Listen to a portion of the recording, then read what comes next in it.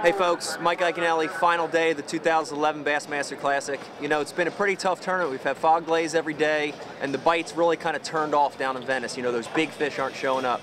But I'm doing okay. I'm in the teens. I got one last day. I'm really going to try to catch up today and get a big bag. You know, two of the primary baits that I've been fishing this week, about 90% of my fish are coming on the new Havoc baits by Berkley. And two shapes, you know, and I'm pretty much doing two different things down there. One is I'm really trying to get into some of that heavy cover, you know, the thicker mats.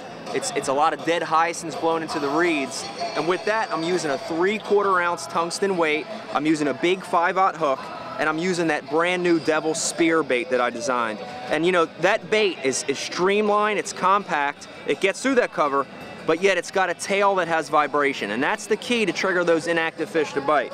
You know, I'm throwing it on the 7/6 Verdict. It's a heavy action rod. I'm throwing it on a 7-to-1 Premier reel, and that's the kind of reel you need to get them quick out of that stuff.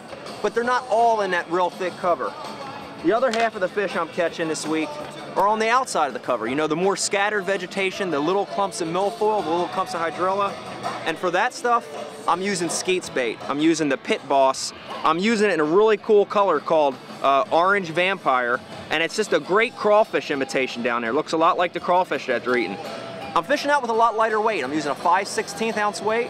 I'm using it pegged with a 5/0 hook, and I'm throwing that on the Veritas rod, the 7-foot medium heavy, and I'm using 20-pound fluorocarbon for that rod.